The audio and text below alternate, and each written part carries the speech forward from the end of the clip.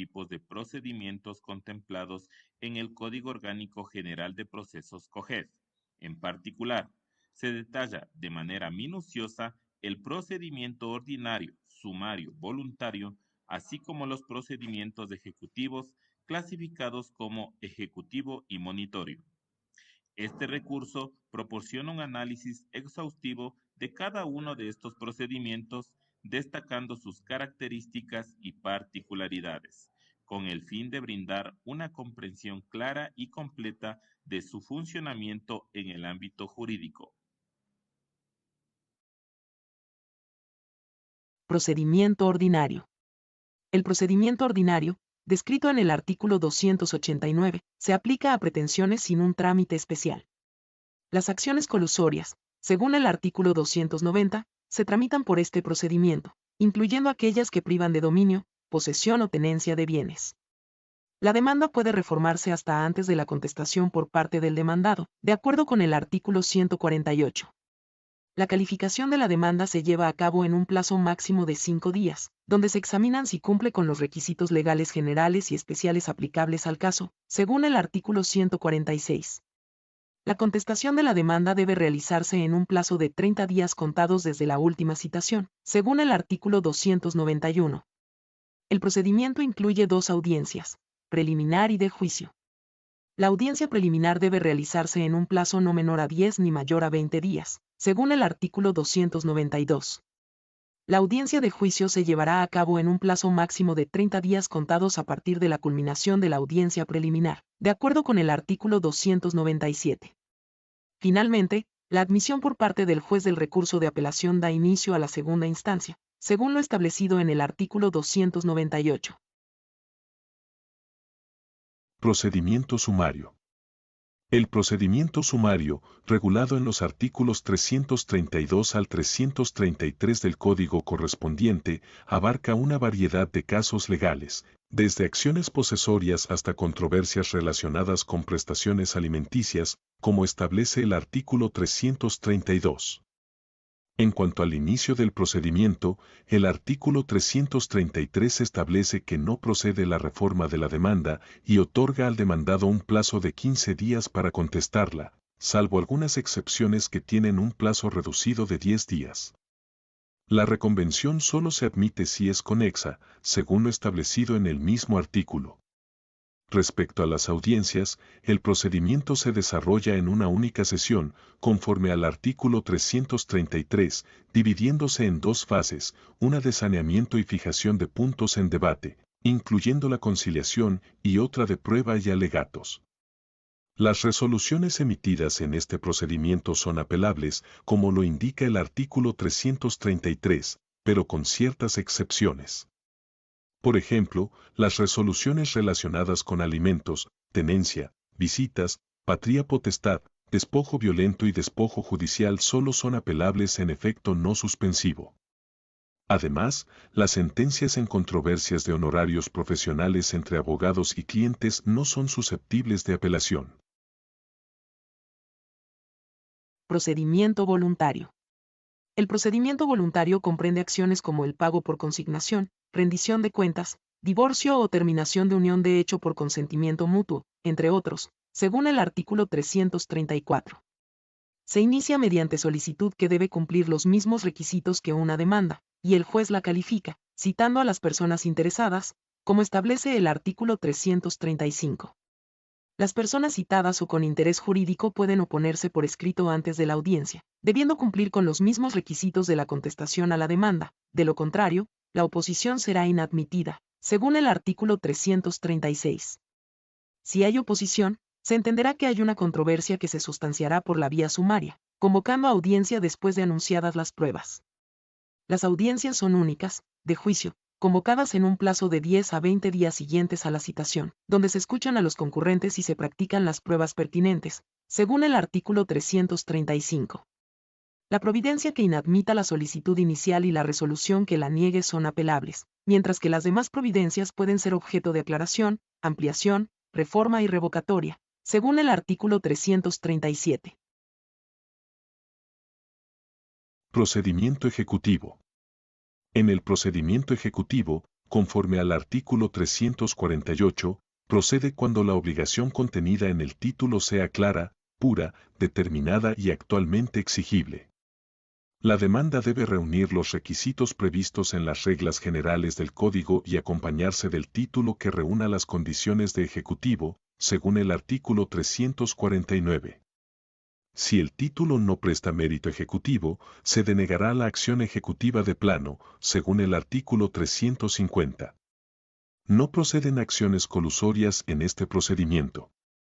El juez calificará la demanda en 3 días y, si el ejecutante acompaña los certificados de propiedad de los bienes del demandado, se podrán ordenar providencias preventivas sobre tales bienes, como el embargo de bienes raíces en casos de crédito hipotecario, según el artículo 351. El demandado contestará la demanda en 15 días y podrá pagar, formular oposición, rendir caución para suspender la providencia preventiva dictada o reconvenir al actor con otro título ejecutivo, como indica el mismo artículo. En las audiencias, que son únicas, se señalará día y hora si se formula oposición debidamente fundamentada, y deberán realizarse en un máximo de 20 días a partir del término para presentar la oposición o contestar la reconvención, según el artículo 354. De la sentencia cabe apelación con efecto no suspensivo, y para suspender la ejecución de la sentencia, el deudor deberá consignar o caucionar el valor de la obligación, sin ser admisible el recurso de casación para este tipo de procesos, según el artículo 354. Procedimiento ejecutivo. Procedimiento monitorio. El procedimiento monitorio, conforme al artículo 356, procede cuando se pretende cobrar una deuda de dinero, líquida, exigible y de plazo vencido, cuyo monto no exceda de 50 salarios básicos unificados del trabajador en general. Se puede iniciar presentando documentos firmados por el deudor, facturas, certificaciones, contratos o declaraciones juradas que demuestren la existencia de la deuda. En cuanto al inicio del procedimiento, el artículo 357 establece que se inicia con la presentación de la demanda que debe especificar el origen y cantidad de la deuda, acompañada del documento que la prueba.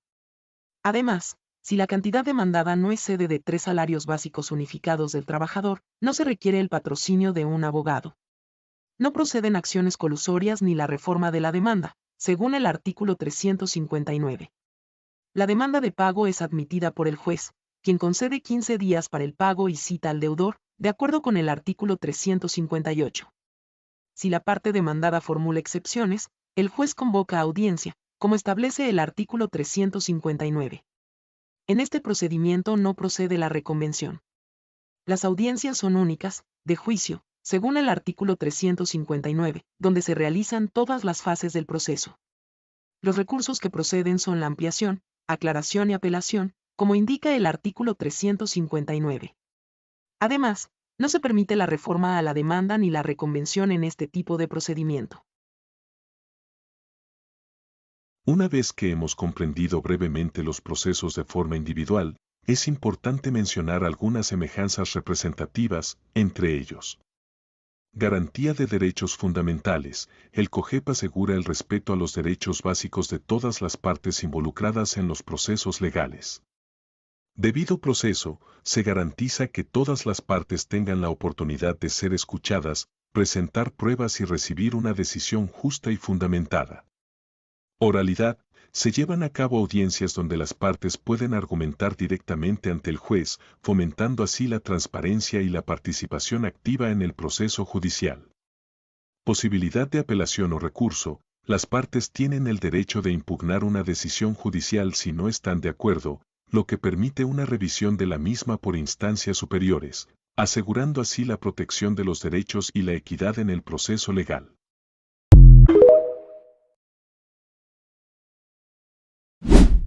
Muchos abogados se estancan aquí, las citaciones. El COGEP ha reformado 3 veces este capítulo y hoy te enseño las principales formas de citación. Citación física a persona natural. Se puede citar mediante 3 formas. 1. Mediante boleta personal. 2. Mediante boletas entregadas a un familiar, ya sea en su domicilio, lugar de trabajo o el asiento principal de sus negocios. Ojo, estas boletas no se pueden entregar a un empleado, a un compañero o a un jefe. Y 3, mediante boletas físicas pegadas en la puerta del domicilio o residencia en el caso de que no esté nadie. Si se trata de edificio o urbanización, también se pueden fijar las boletas en la puerta de acceso, en el hall de recepción, en guardianía o en similares. Esto de acuerdo a la resolución 06-2025 emitida por la Corte Nacional de Justicia. Citación física a persona jurídica. Aquí el citador debe verificar primero si la empresa se encuentra activa. Luego se puede citar de 3 formas. 1. Mediante boleta personal entregada al representante legal. 2. Mediante 3 boletas entregadas, aquí sí, a un dependiente o un empleado. Y 3. Mediante 3 boletas fijadas en el lugar más visible de la empresa, en la puerta de la empresa o debajo de ella. Recuerda, la citación por boletas la hace el citador en días y horas hábiles, en 3 días distintos pero seguidos. Además debe incorporar el registro fotográfico de las citaciones. Citación electrónica. Si se pacta expresamente domicilios electrónicos en el contrato materia de la demanda, se citarán a los demandados en esos correos de acuerdo al artículo 55.1 del COGEP. Además, a las personas jurídicas que fueron imposible citarlas físicamente, también se puede citar electrónicamente en los correos registrados en las superintendencias respectivas. Ojo, las citaciones electrónicas no las hace el citador, sino el secretario del juzgado a través de la cuenta institucional, también en 3 días distintos y seguidos, del cual dejará registro en el proceso. Formas especiales de citación, a través de medios de comunicación, radio o prensa. Esto es a quien sea imposible citar o a herederos desconocidos. También por comisión, esto es a parroquias o zonas rurales. Además se puede citar por deprecatorio, esto es a otra ciudad. También a comunidades indígenas, esto a través de 3 miembros de la comunidad que sean reconocidos como sus dirigentes y por carteles que se fijarán en los lugares más frecuentados. También se puede citar por exhorto o carteles fijados en un consulado del Ecuador en el extranjero. Si el demandado comparece solo al proceso, se lo da por citado de acuerdo al artículo 53 del COGEP. Y un dato final. Las citaciones electrónicas a través del buzón ciudadano y el CINE aún no se encuentran operativos. Litiga con estrategia y no dejes que un formalismo arruine tu caso. Por eso, guarda este video y sígueme para más contenido. Seguramente ya conoces el procedimiento ordinario con el Código Orgánico General de Procesos y que en el mismo por lo menos hay 2 etapas, la preliminar y la de juicio. Pero ¿te has puesto a pensar si hay una tercera? El autor ecuatoriano Carlos Roncadena determina que hay una novedosa estructura de este procedimiento ordinario con el COGEP, ¿no? El cual se puede considerar de carácter mixto, porque existen actos tanto escritos como orales. Con una gran preeminencia de estos últimos, tiene en forma general 3 grandes etapas a saber en su primera instancia. Y dice, una etapa a la cual llamaremos actos iniciales y preparatorios. Estos previstos en la sección 1 de reglas generales de los artículos 289 al 291 del COGEP. 2. La audiencia preliminar, prevista en la sección 2 de los artículos 292 al 296 del COGEP. 3. La audiencia de juicio prevista en la sección 3 en los artículos 297 y 298 del COGEP. Entonces, no solamente se puede limitar la visión del procedimiento ordinario a la audiencia preliminar y a la audiencia de juicio, pues también existe esto de los actos iniciales y preparatorios. Lo particular de este autor, y en algo que yo también concuerdo, es esto de los actos iniciales, también preparatorios. ¿Y qué nos indica respecto de ellos? Es lo siguiente, los actos que analizaremos a continuación son demanda, calificación, citación, contestación, excepciones previas y reconvención. Esto significa que tú vas a preparar el terreno para el procedimiento ordinario para luego establecerlo, posicionarlo en la audiencia preliminar y luego obviamente realizarlo en la audiencia de juicio. Sin embargo, ¿cómo puedo hacerlo? El 294 del Código Orgánico General de Procesos me determina ya el desarrollo de la audiencia preliminar y me da una serie de numerales con los cuales yo he de tratar de guiarme. En cambio, el 297 ya me guía, ya me determina cómo voy a realizar la audiencia de juicio. ¿Cómo sé en qué momento de la audiencia ya estoy en la regla 1, ya estoy en la regla 2 o ya estoy en la regla 3 y sucesivamente? jurídicamente. Sobre todo, ¿cómo puedo saber en qué momento el juez determina de forma oral un auto interlocutorio o un auto de sustanciación? Sobre todo para la protección al debido proceso y también tomando en cuenta las impugnaciones que puedo hacer frente a estos autos. ¿Y cómo sé si puedo apelar a uno de estos autos o a los dos? Además, ¿cuál es el momento procesal oportuno dentro de la audiencia para yo poder pararme de forma oral, presentar mi impugnación en relación a aclaración, ampliación, revocatoria, reforma o incluso apelación? A veces tampoco sabes en qué curso de derecho procesal te has de inscribir, pues lo que sucede es que si coges un curso estás ante el riesgo de que te cojan y te digan lo mismo que está en el COGEP. Resulta que son muy pocos los docs que realmente te dan práctica cuando vamos al derecho procesal. Pero tranqui, tú sabes que aquí en Lexapin Estudio Jurídico nosotros te brindamos lo que necesitas. Y tú sabes que yo sé que tú necesitas práctica y en este taller intensivo veremos eso. Práctica de la audiencia preliminar y de juicio en el procedimiento ordinario con el COGEP. Vamos a aprender qué decir, cómo actuar y cómo intervenir eficazmente en cada fase de la audiencia preliminar y de juicio bajo las reglas de este Código Procesal ecuatoriano. Las fechas, sábado 20 y domingo 21 de junio de 2026, ya de aquí en 5 días, pilas con eso. La hora, 19 horas, es en línea, sesiones grabadas. El valor de la inversión tan solo $35. Incluye guiones de intervención, modelos de alegatos, bancos de preguntas, esquemas de objeciones, material digital descargable y aquí te voy a agregar un plus valiosazo. Modos de aprender a utilizar la inteligencia artificial para nuestra estructura jurídica. Los cupos son limitados, así que inscríbete ya. ¿Cómo y cuándo pido nulidad con el Código Orgánico General de Procesos de Ecuador? Esa es la pregunta más frecuente que me suelen hacer aquí en el canal. Y confieso que se me hace muy difícil de contestar en un simple video de TikTok, por lo que te dejo en pantalla un número de juicio con el cual tú vas a poder estudiar la nulidad procesal con un poco más de detenimiento y que paradójicamente está sustanciada por Wilman Terán, pero no es inválida la sentencia. Más bien, en serio te recomiendo su lectura porque aquí vas a poder apreciar 3 principios básicos de la nulidad procesal que son o que están reunidos en especificidad, trascendencia y convalidación. Pero para entender este romántico trío, yo lo que debo hacer es entender o comprender que la nulidad procesal no tiene nada que ver o no es lo mismo que la nulidad sustancial establecida en el Código Civil. La nulidad sustancial establecida en el Código Civil protege realmente la validez del acto o contrato, más no la validez del proceso.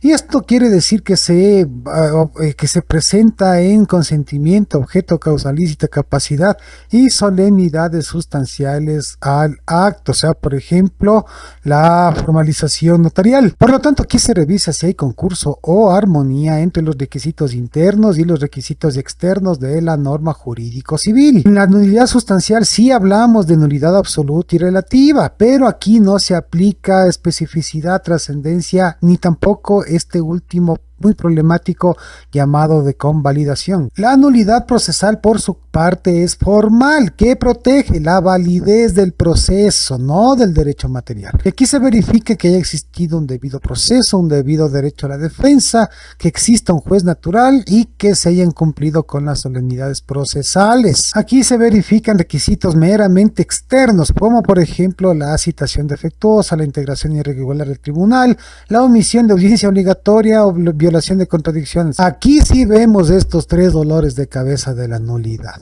¿Has escuchado a esos abogados antiguos que se quedaron con el CPC decir esto es nulo de toda nulidad? Bueno, pues eso ya no es suficiente ni adecuado. La especificidad te dice que no hay nulidad sin norma jurídica previa que lo exprese y determine como nulidad, lo que significa que debes señalar específicamente el numeral del artículo 107 con el cual estás señalando la referida nulidad. La trascendencia, en cambio, tiene que ver con la obligación que tú como abogado tienes en describir en qué consiste la nulidad, en qué consiste y cómo se dio la influencia de manera grave y directa en la decisión de la causa o por qué se generó la indefensión efectiva por medio de alguna infracción del deber de solemnidad. Un ejemplo claro es cuando piden nulidad por falta de firmas, pero la Corte Nacional te dice que no hay indefensión decisión, si las partes conocieron la decisión, pudieron impugnarla, eso quiere decir que puede haber error, pero si no hay daño, el proceso es válido. Y por último tenemos este principio de convalidación, el patito feo, el olvidado, el excluido, pero que es el más terrible y jodido de todos. Este man te dice, oye ve, ¿has visto que Dworkin dice que nadie se puede beneficiar de su propio dolo?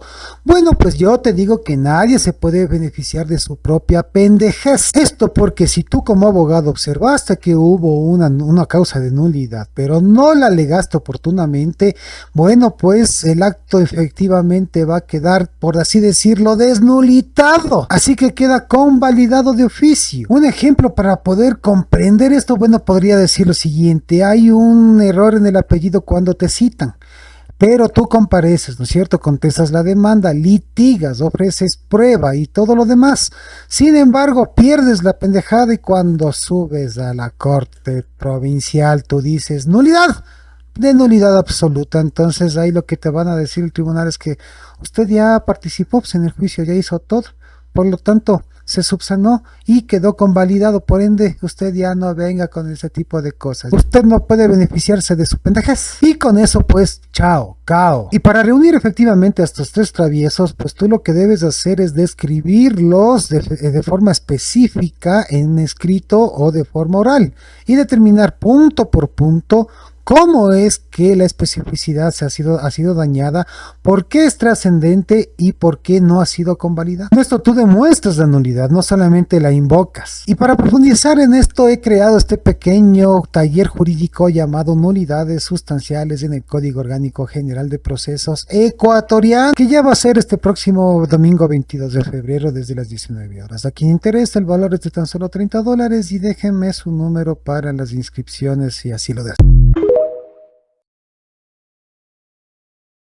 ¿Qué son los recursos verticales y horizontales dentro del COGEP? Soy la abogada Paula Uquillas y hoy te explico para qué sirven y cómo funcionan. En Ecuador, los medios de impugnación están regulados por el Código Orgánico General de Procesos. En sus artículos 250 a 266 clasifica los recursos en horizontales y verticales. Los recursos horizontales o ordinarios se presentan ante el mismo juez que emitió la providencia. Son herramientas para corregir, aclarar o completar la resolución sin cambiar de instancia. 1. Aclaración.